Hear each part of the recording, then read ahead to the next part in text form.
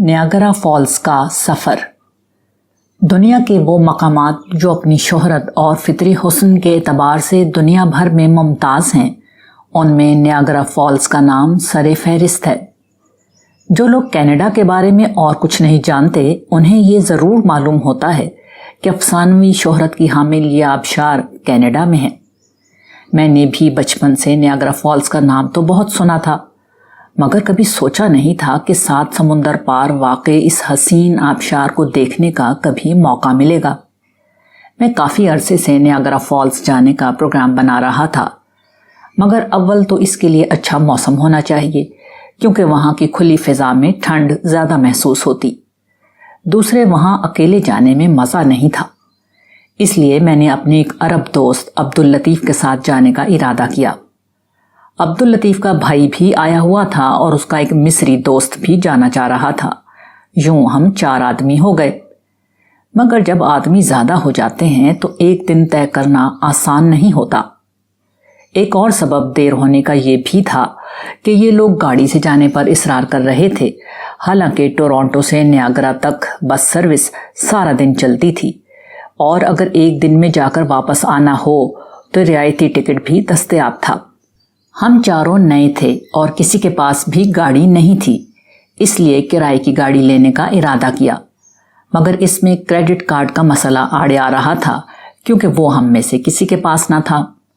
آخر میں نے ارشد کے ایک دوست فہیم سے بات کی اور ان کے ساتھ روانگی کا پروگرام طے ہوا۔ موسم گرما شروع ہو چکا تھا۔ اس روز اتوار کا دن تھا۔ پیش گوئی کے مطابق مطلع صاف تھا، موسم کافی بہتر بلکہ گرم تھا۔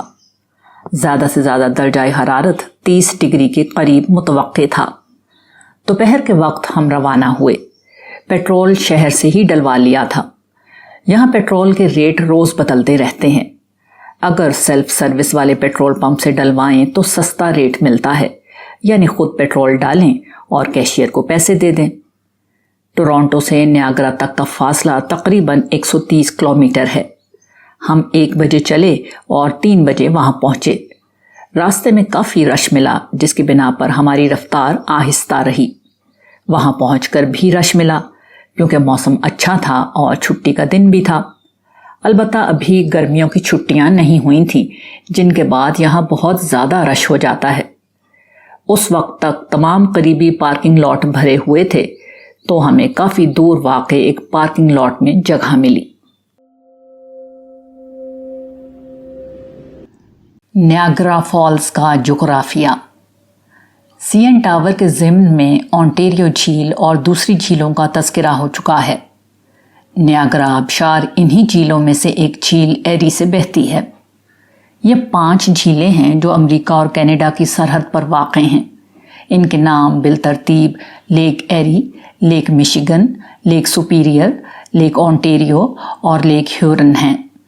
انہیں ملا کر گریٹ لیکس کہا جاتا ہے۔ یہ میٹھے اور تازہ پانی کا دنیا میں سب سے بڑا ذخیرہ ہے۔ وسعت میں یہ کسی سمندر سے کم نہیں، لیکن میٹھے پانی کی بنا پر انہیں جھیل کہا جاتا ہے۔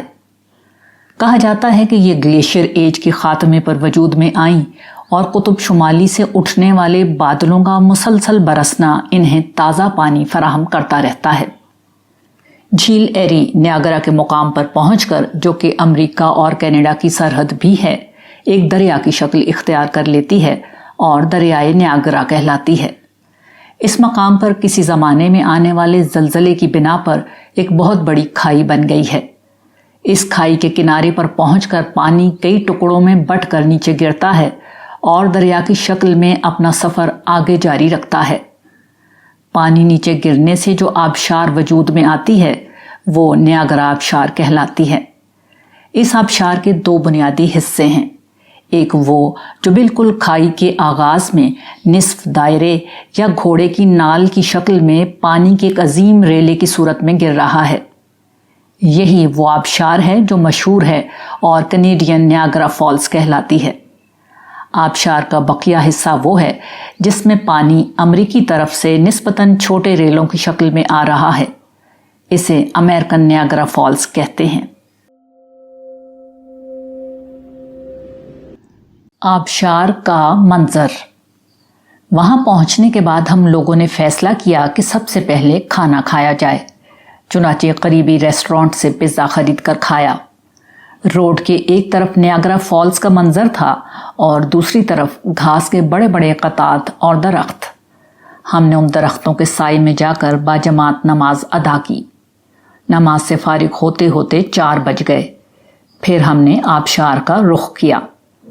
اس وقت مطلع صاف تھا، سورج پوری آب و تاب سے چمک رہا تھا، بلکہ اس وقت اس کی تپش گراں گزر رہی تھی۔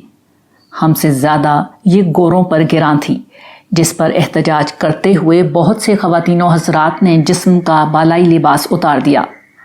جب کبھی سورج کی نظر اس احتجاج پر پڑتی تو وہ شرما کر بادل کے کسی ٹکڑے سے اپنا منہ چھپا لیتا۔ ہم بھی کچھ سکون کا سانس لیتے اور گوروں کی اس ذہانت کی داد دیتے۔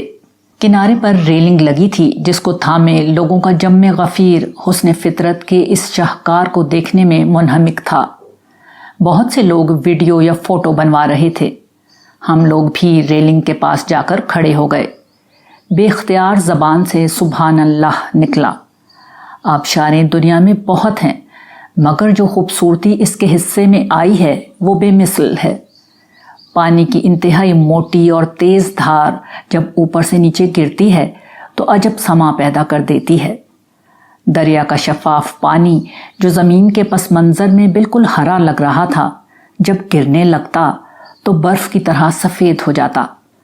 اس کے زمین سے ٹکرانے سے ایک زوردار آواز تسلسل سے پیدا ہو رہی تھی۔ نیچے پڑے پتھروں سے ٹکرا کر پانی کی ایک دھندلی چادر فضا میں بلند ہو رہی تھی۔ یہ سفید جھاگ جو نہ جانے کتنی بلندی تک چھایا ہوا تھا، ایک بادل کی طرح پھیل گیا تھا۔ یہ ایک ناقابل فراموش منظر تھا۔ صاف موسم میں یہ بادل سی این ٹاور سے بھی نظر آتا ہے۔